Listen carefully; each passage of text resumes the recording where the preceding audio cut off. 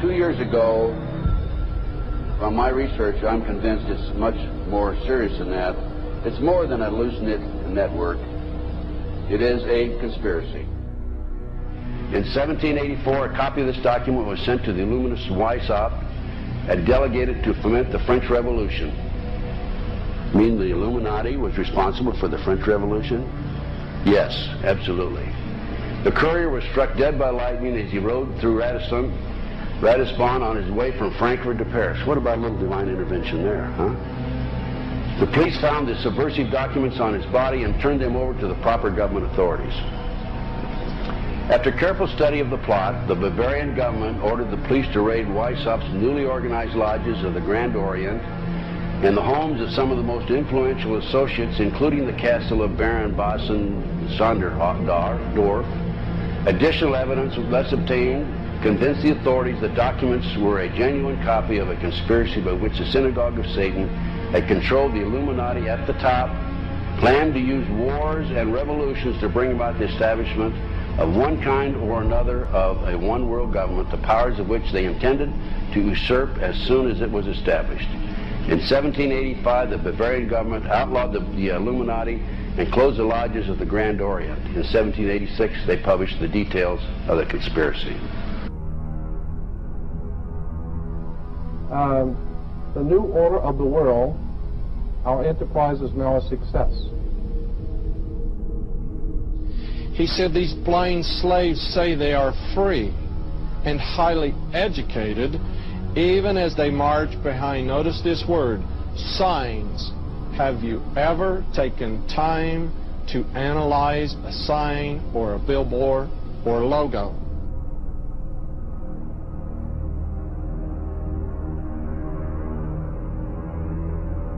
We'll start up here. In 1784, an act of God placed the Bavarian government in possession of evidence which proved the existence of the continuing Luciferian conspiracy. This explains the previous 9 pages, goes into it in detail. We don't have time to do it completely.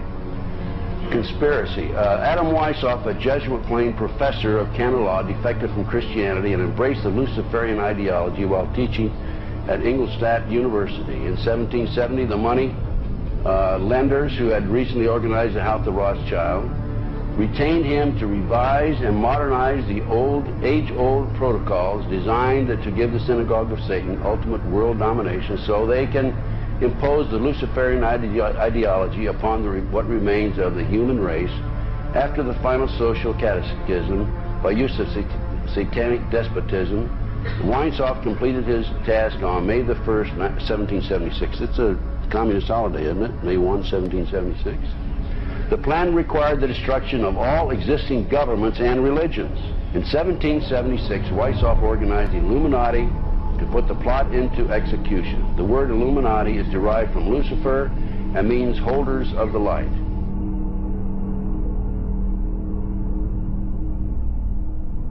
Weishaupt's revised plan required his Illuminati to do the following things to help them accomplish their purpose. 1. Use monetary and sex bribery to obtain control of people already occupying positions in high places in the various levels of all governments and other fields of human endeavor. Once an influential person had fallen for the lies, deceits, and temptations of the Illuminati, they were to be held in bondage by application of political and other forms of blackmail and threats of financial ruin, public exposure, and physical harm, and even death to themselves and their loved ones. Number 12. Told those present that they must use their wealth to have candidates chosen to public office who would be obedient to their demands and would be used as pawns in the game by the men behind the scenes. The advisors will have been bred, reared, and trained from childhood to rule the affairs of the world. Number 13, control the press. Number 16, infiltrate into the secret Freemasonry to be used for their purposes. That's been documented many times. Number 17, expound the value of systematic deception, use high-sounding slogans and phrases, and advocate lavish promises to the masses, even though they cannot be kept. I will not forget the wound to our country and those who inflicted it. I will not yield. I will not rest I will not relent in waging this struggle for freedom and security for the American people. So I don't know where he is. Nor do, I just don't spend that much time on it. We will not tire. We will not falter. And we will not fail.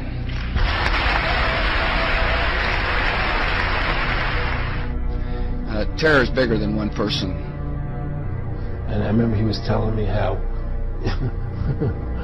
you're going to see soldiers looking in caves for people in Afghanistan and Pakistan and all these places, and there's going to be this war on terror, which is no real enemy.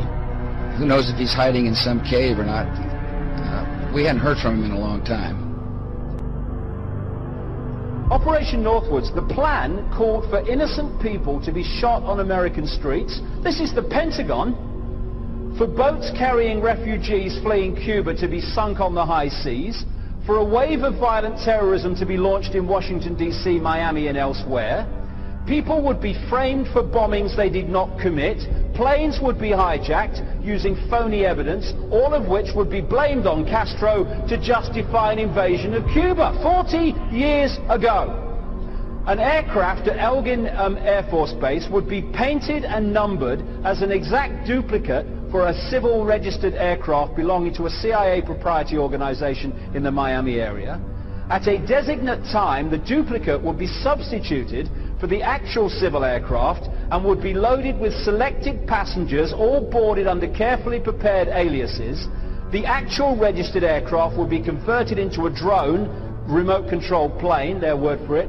Takeoff times of the drone aircraft and the actual aircraft would be scheduled to allow a rendezvous south of Florida. I mean, he's been tested unlike any other president. This is 9/11.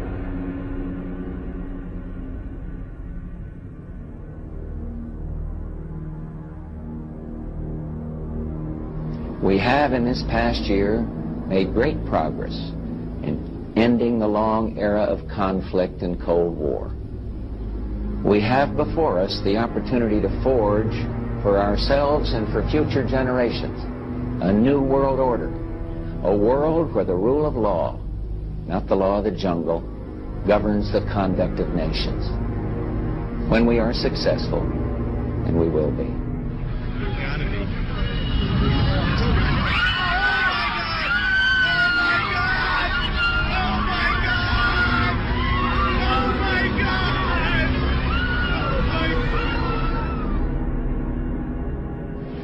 He argued that the use of any and all means to reach their final goal was justified on the grounds that the ruler who governed by the moral code was not a skilled politician because he left himself vulnerable and is in unsuitable position to his throne. He said, those who wish to rule must have recourse to cunning and to make-believe because great national qualities like frankness and honesty are vices in politics.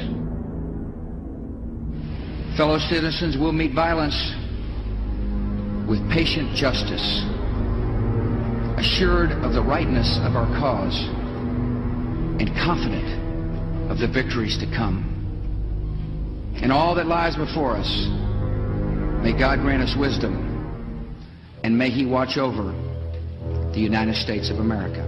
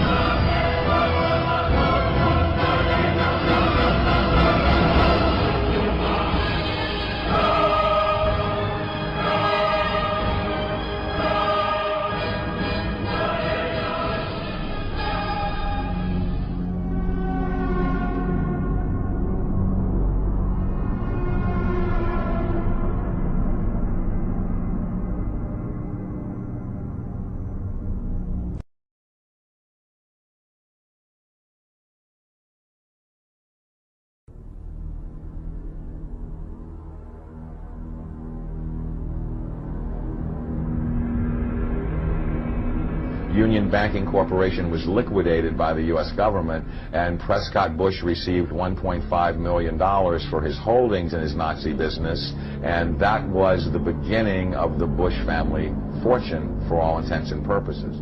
George Bush takes his inspiration from what he learned in Skull and Bones and from the Thule Society that Hitler and Goebbels and Goring cut their teeth in, Bohemian Grove, these evil organizations that perpetrate the ugly things that these criminals are doing to this country, for which they must be held accountable.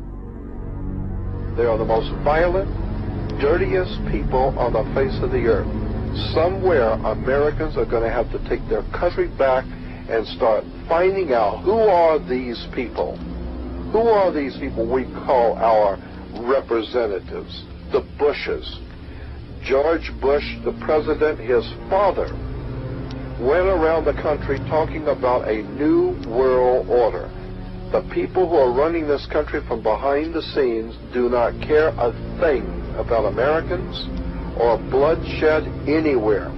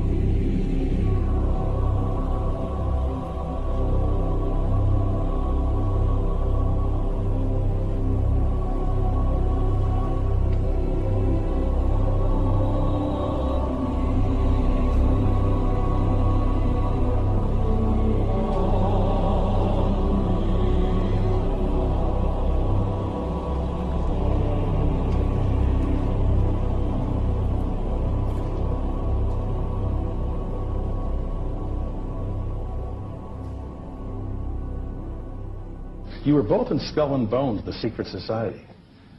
It's so secret we can't talk about it. What does that mean for America? The conspiracy theorists are going to go wild. I'm sure they are. I don't know. I haven't seen the web. Number 322. Sir. Were you a member of Skull and Bones with Collins and Bush? Were you in the same secret society? That's all right. Let me answer his question. Whoa. Don't chase me. I said do it.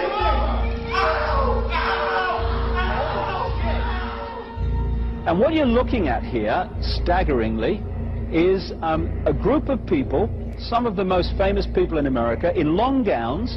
Behind them there, you see a 40-foot stone owl. And there's the fire between them, next to the lake at Bohemian Grove. Now, one might wonder, understandably, why the people that run the banking, political, economic system and the media in America should be dressed in long robes doing a ceremony to a 40-foot stone owl. I think we should be told. And no doubt you'll be hearing about all the differences between John Kerry and George W. Bush. But we've discovered they do have something in common. During their respective college days at Yale, they both belonged to a group called Skull and Bones. He's come pretty close. She was part of a team that successfully recorded part of the initiation ceremony that takes place in the tomb's courtyard. Okay, you have the doorway here. Yeah. Okay, then to the right you have a hedge, and then you have an evergreen tree. If you follow that line straight back, courtyard's in there. Ah, okay. So that's where they have the ceremonies in the outdoor part of it. Part of it was indoors. So we only got to see the outdoor part. Right. We only got to, and to listen to the outdoor part. God only knows what went on indoors. And what did you hear? What was it you know? You managed to get this unique access it was to disgusting. It was gross. I mean, they were pretending to murder people. What was the tone of it, though? Was it jokey or was it quite... No, it wasn't jokey at all. It was sick. It's about the only way I can describe it. It was sick.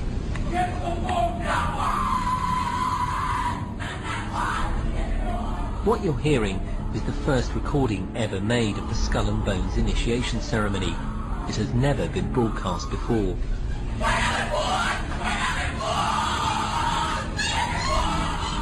15 new members of the club are being introduced into the macabre rituals of Skull and Bones by the senior students who are about to graduate. The club has what some might see as a strange fascination with death, skulls and bones. There's the chants too, difficult to hear first of all, but including the devil equals death, death equals death.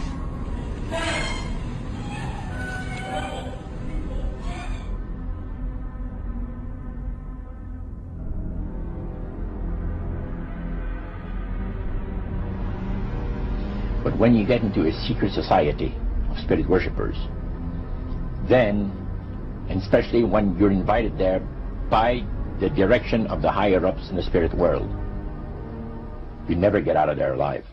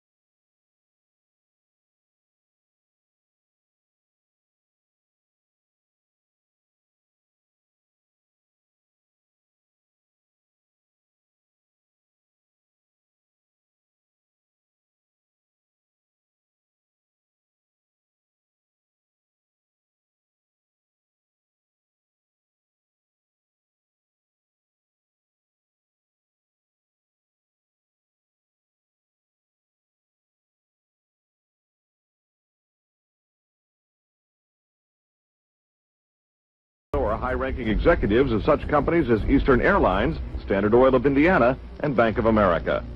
Privacy is one of the Grove's most cherished virtues. Members may not photograph, record, speak, or write about activities at the retreat.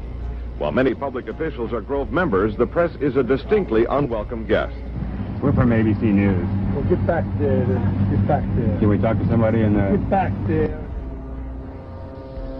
You see, for over 120-plus years in Northern California, in Sonoma County, on a 2,700-acre secluded redwood grove, leaders from around the world, prime ministers, chancellors, presidents, governors, again, the heads of industry, banking, academia, the media, Hollywood, travel there to engage in bizarre, ancient Canaanite, Luciferian, Babylon mystery religion ceremonies. We were inside 4 hours. That's only one day out of the 2 weeks that they meet there for the admitted Summer Fire Festival of the Bohemian Club.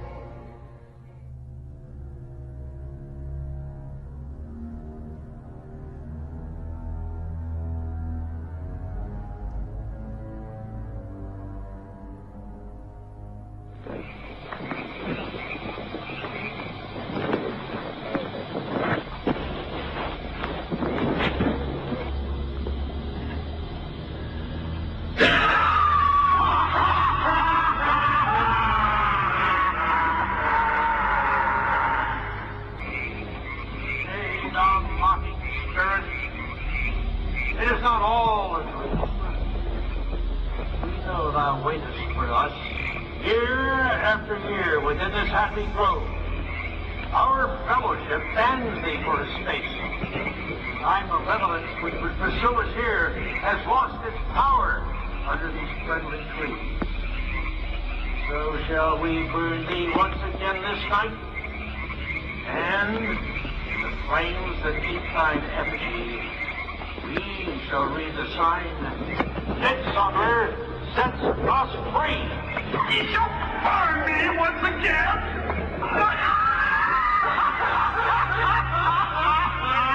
Now but these ways, which hither ye have brought from regions where I reign, ye fools and priests, I spit upon your fire. Hail fellowship's eternal flame. Once again, Midsummer sets us free.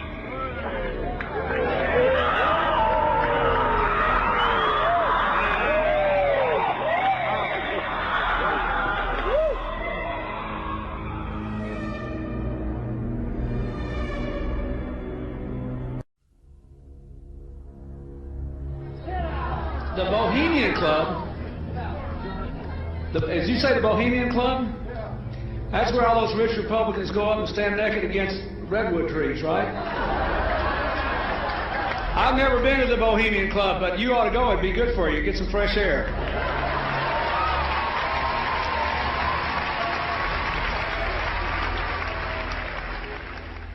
One last question. I read a Washington Times article many years ago where you had a comment about the organization, and then now it's been in the Wall Street Journal, it's been in a lot of different newspapers, and that's the Bohemian Grove. And back in, what was it, 1996, when you joined as a Clinton advisor, the Republicans were criticizing you, oh, what about Bohemian Grove? And then you countered them by saying, hey, I don't run around in the woods naked. What did that mean? Here is the before-mentioned Washington Times article where he said, I didn't run around naked like they do. I don't know what quote you're referring to. I'm not aware of any quote like that. Listen, I am a happy member of the Bohemian Grove. I like the folks who come there, and it's really inappropriate for me to talk about the group beyond that. Thank you. Have you been there for the ceremony with the cremation of care? Frankly, I don't think that's something I need to talk to you about. Really? That's right. Well, I'm Alex Jones, and I snuck in there in 2000. I'm the guy that blew it wide open and got the video. It's been on national TV. Well, I disrespect you for that. You do? I do. But there's a lot of big public officials going in there. Don't we deserve to know? I don't know anything about you, and I don't know anything about your film. But if you go in there with an understanding, you violated that understanding by releasing that film, and I don't respect you for that. Really? I'm sorry. You took an understanding when you went in there that you would not do that film. And did you have an understanding when you went in there? No. Did you crash it? Yes. Yeah, and it has no trespassing signs there too, doesn't it? No, they put them up after. Oh, I'm sorry. I'm sorry, sir. I've been there before. I know what the circumstances are, and I'm sorry you violated the understandings. That was not a gentlemanly thing to do. But what about the ritual? Is the ritual genuinely?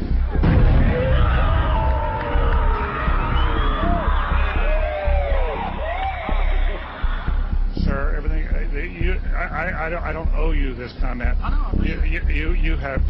This is what's called ambush journalism, and I disrespect you for that as well. So thank you and goodbye. The ritual? That's none of your damn business.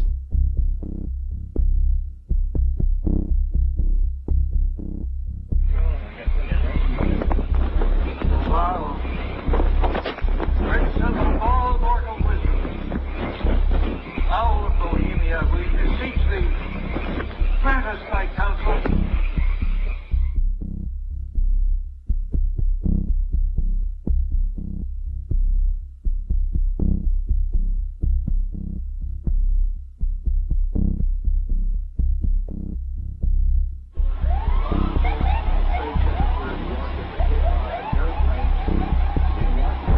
Oh my God! Oh my God!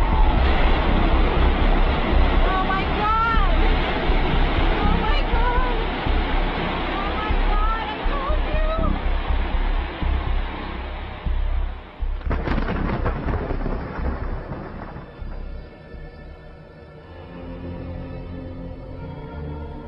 you! Today our nation saw evil, the very worst of human nature.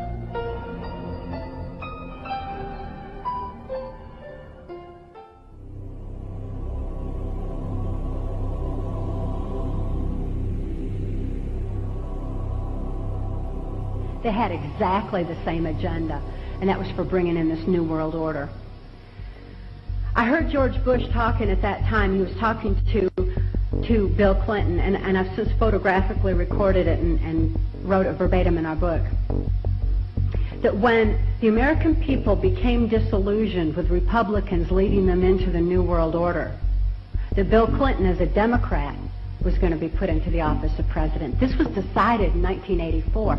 Actually, I'd heard about it even prior to that. But that, as of 1984, they were already discussing it as an absolute fact. The CIA is carrying out mind control on countless numbers of unwitting American victims. And he even went so far as to say the basic methods that they use in this mind control: hypnosis, drugs, and torture. Three parts of policy that they had adopted there. The second one was to find a way of being able to get total control of people's minds. And that would be done by taking hypnotism out of the realm of the occult and introduce it as a new science for the benefit of mankind.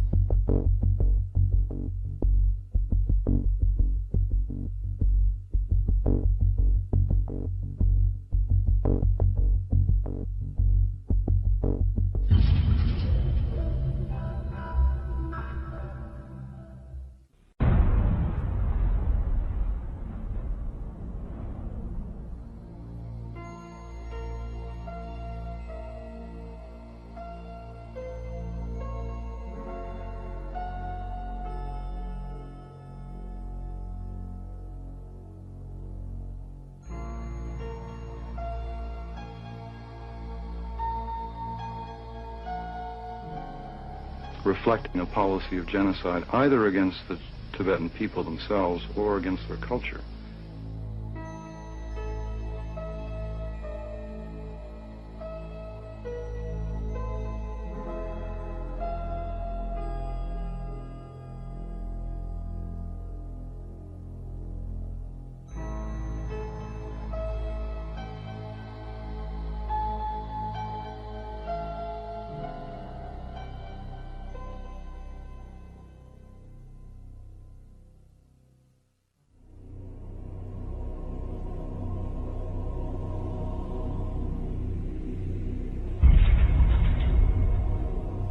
Once I realized I had met an honest, genuine, high-level Freemason who told me there were 13 levels of Freemason above the 33rd degree, and that these people were God. There was no God, they were God. So I asked them about their plans to kill people, and they said, yes, there are too many people on the planet. We need to get rid of several billion, and war doesn't seem to work, so we're going to use disease and starvation.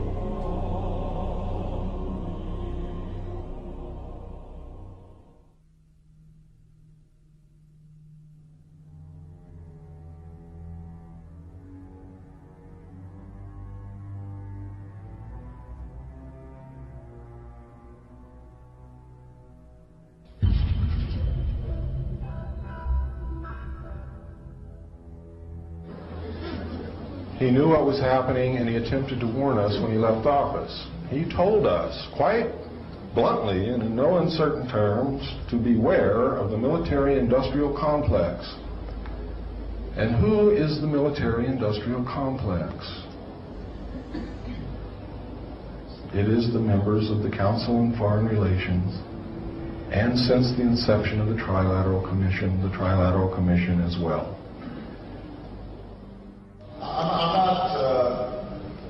The Council on Foreign Relations, I don't know if I'm an official member. I've spoken there before. It basically is just a forum where a bunch of people talk about foreign policy. Was made up of the Executive Committee of the Council on Foreign Relations.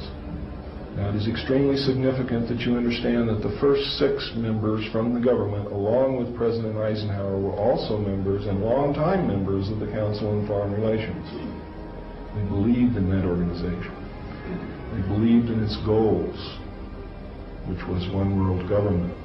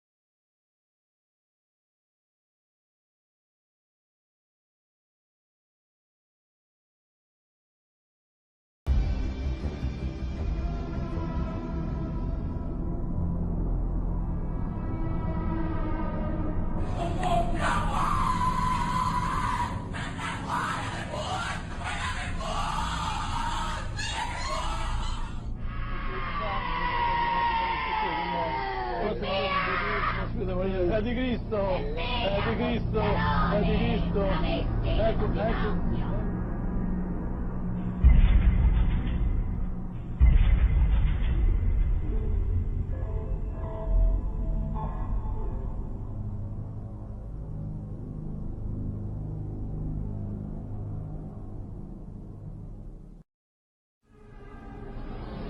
One of the driving forces behind this movement, the Illuminati, is the satanic cult movement in this country today.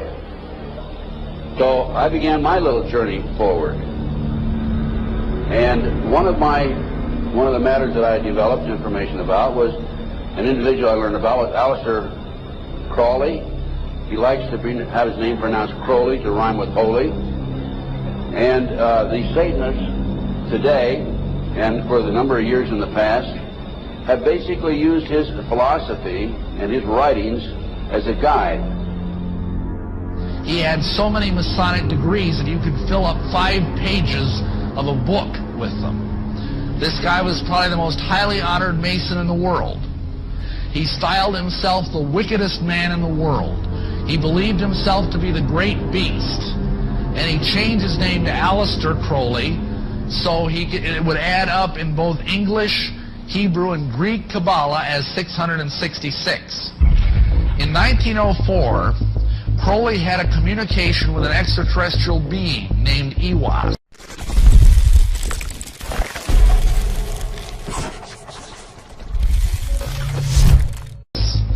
And this being, through his wife, kind of a channeling type operation, brought forth a book that was called the Book of the Law in 1904. And this book declared that the slain and risen God, i.e. Jesus, had stepped off the throne, and that a new God, the crowned and conquering child, was taking his place. As a result of this, Crowley proclaimed the end of Christianity and the start of Crowleyanity. Crowley taught that the way you could live forever was by vampirizing little children sexually. And he personally bragged of having slaughtered 150 male children in 1 year. This is why he was called the wickedest man in the world. And now listen to this sentence, folks, closely. For the highest spiritual working, one must accordingly choose that victim which contains the greatest and purest force. A male child of perfect innocence and high intelligence is the most satisfactory and suitable system. We're talking about human sacrifices.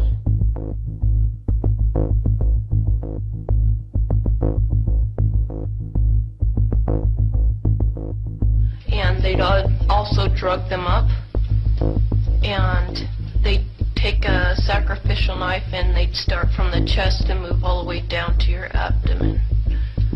And then that's how they sacrificed, and they'd collect the blood and they'd drink it. When the mid-September through mid-November, they sacrifice babies, and nothing but babies, because they need the pure blood of the untainted children. And I didn't understand what it was like. I just can't believe I'm seeing this every year of my life. I've experienced that, and that was the hardest part for me. It's like hearing those babies literally scream and cry, and then seeing their blood flow. The little boy was taken to a basement. He was crucified alive. First he was skinned. Why is it that no one knows this? Because there's Satanists in the police force and also in the government, the army. They're everywhere. They're even on the council of, the representatives of the United States also. And they're silenced because this is not being exposed, because they don't want it to be exposed. Because they're really good at lying and hiding things. Rebecca, what happens to the people that want to come out of Satanism? They get killed. They get followed. They get taken. They get sacrificed in front of the congregation of the Satanic Church. Why? Because they know too much information about the Satanists and who their names and places of where they keep the people underground, and they just know too much information. There's no, it's like being in a gang or in a mafia. You don't get out alive without consequences.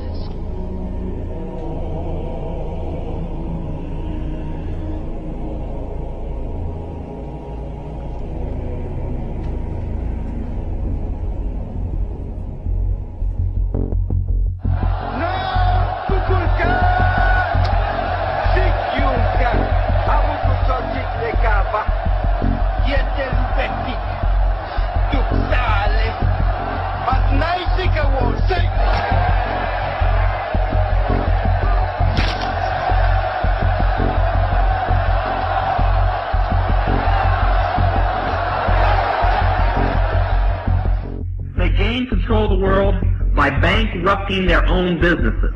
The Illuminati owns most, I would say 99 9/10 of the stores that you walk into and shop and the gas stations you go to. And they are going to destroy them on purpose. And the idea of taking over is to bankrupt the whole world where nothing is of any value and the currency does not exist anywhere, and then come back and solve all the problems.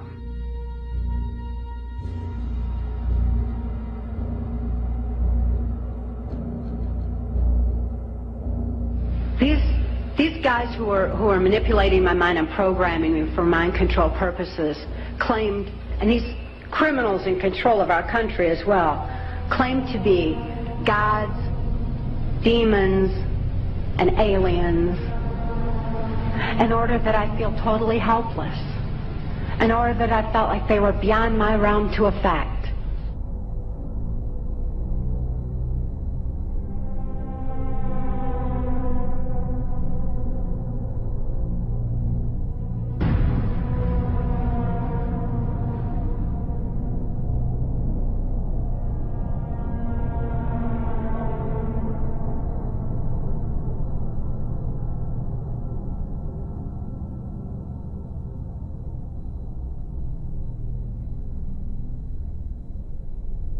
Why do they keep the aliens in a Faraday-shielded environment?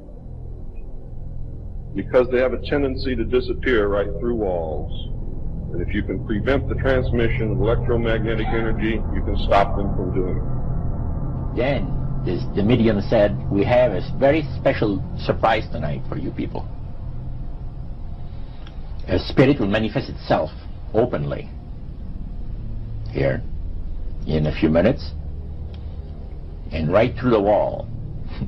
Now, the lights weren't terribly bright, but they were like living room lights. A couple of floor lamps, and maybe some of these. And that translucent being seemed to come right out of the wall. How did you feel right at that moment? It's almost like my heart stopped a little bit. You know, very weird feeling. So it was a lady in a beautiful evening gown, swirling. And she said to Mary, my dear sister, you are so wonderful to have asked for me.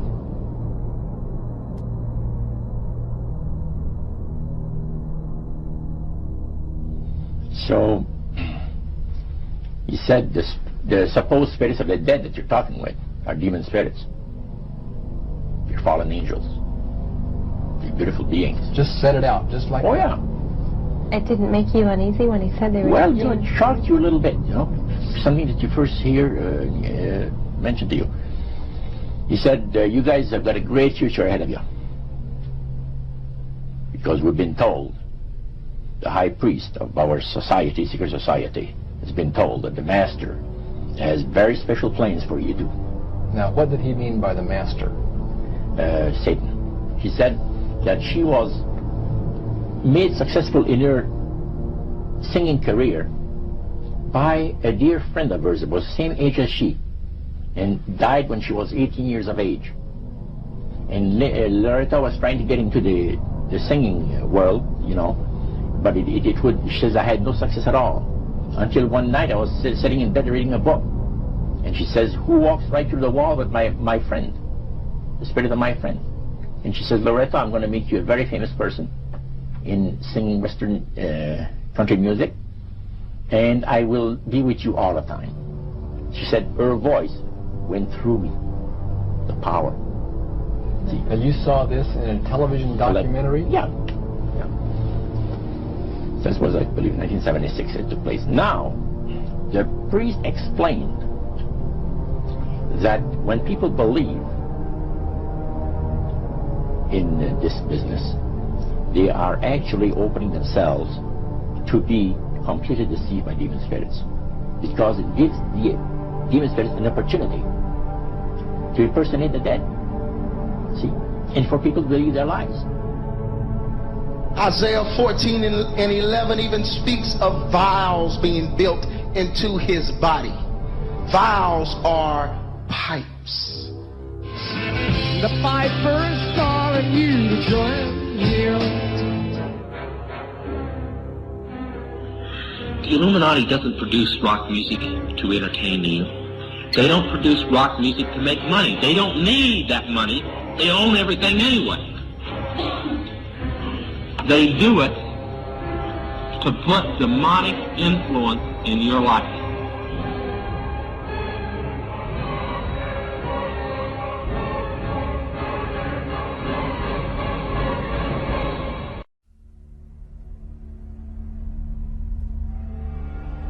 Prominent men, meeting in secret, who directed the course of civilization, are recorded in the writings of all people.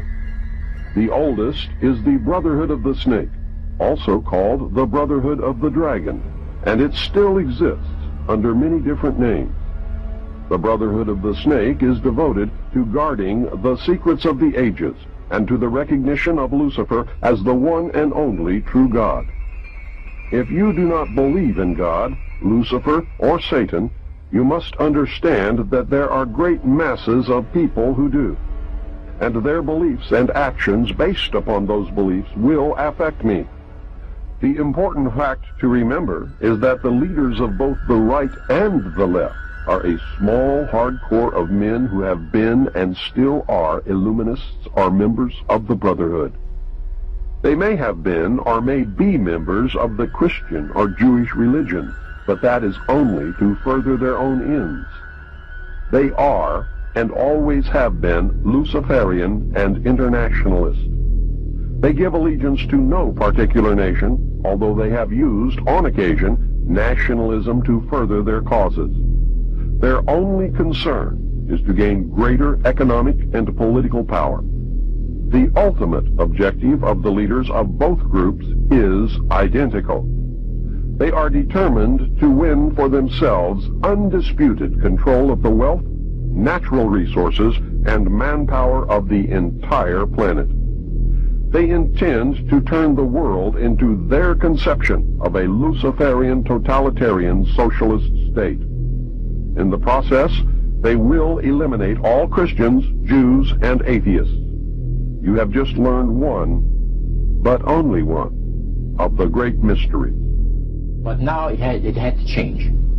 Lucifer says we have to make sure that people, humans, get to believe that Satan and his angels do not really exist.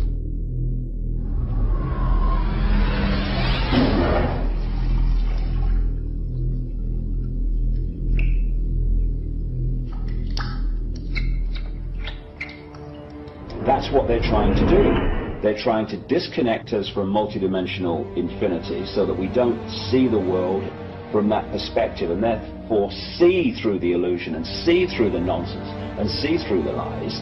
And then once they've disconnected people, they then program this lower level of our consciousness with a reality that suits them. And therefore, the only information that they have to get a fix on how they see life themselves and reality in general is through the eyes and the ears. And who controls that? The Illuminati control that. They're trying to disconnect us from multidimensional infinities, and then once they've disconnected people, they then program this lower level of our consciousness with a reality that suits them.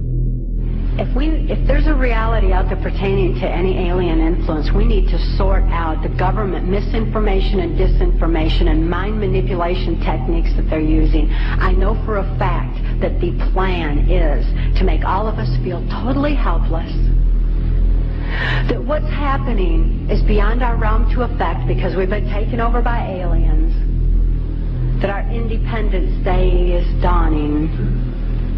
So beware of that. Understand that those criminals have been keeping information and technology from us under their blanket of national security. They are 25 years ahead of us at least. They're way ahead. So when they say, it's aliens, and they show us some incredible technology, don't fall into the trap of feeling totally helpless, that this is beyond our realm to affect. Superstition begins where knowledge leaves off. And they have been keeping knowledge from us for a long time. People have all kinds of belief systems. And I'm sure each and every one of you has various and different belief systems as well. I'm not saying that there's no such thing as aliens. That would be foolish of me to even say anything like that at all. But what I am saying is that it was my experience that these were people claiming to be aliens. Some people in this world are about to destroy the sovereignty of nations, take away our Bill of Rights.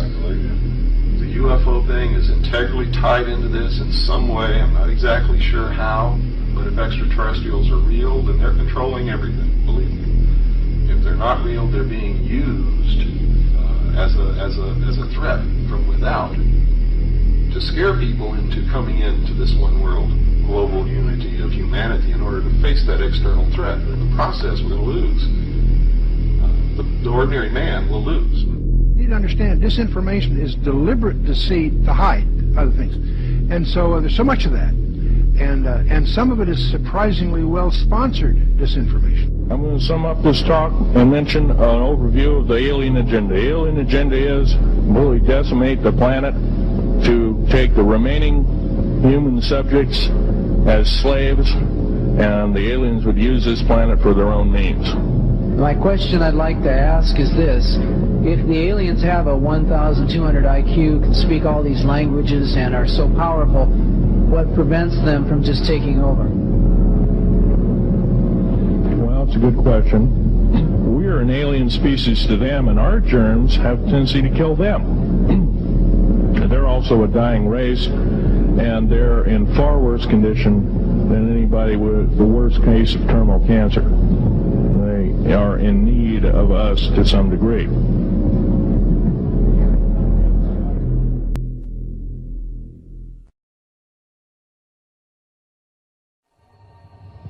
The situation is that you have various types of what we normally call grays. We didn't call them grays in the military, but you had at least 3 types of the grays. You had some that were much taller than we were. The unique thing that I'd like to point out for the most part is that the entities that we did catalog were in fact humanoid. Now this created a situation where the scientific community was trying to figure out why that would be the case, because you would expect that if life evolved on other planets, that they would take on some type of other being, so to speak, not necessarily look humanoid or be bipedal such as we are. But apparently we got quite a few of the species out there that are humanoid in appearance, and that creates a question that yet has to be answered by science.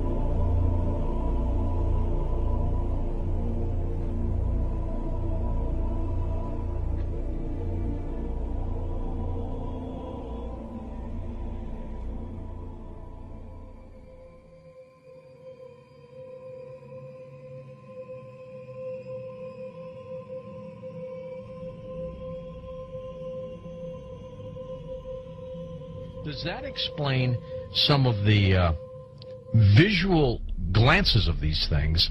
They seem to just simply disappear.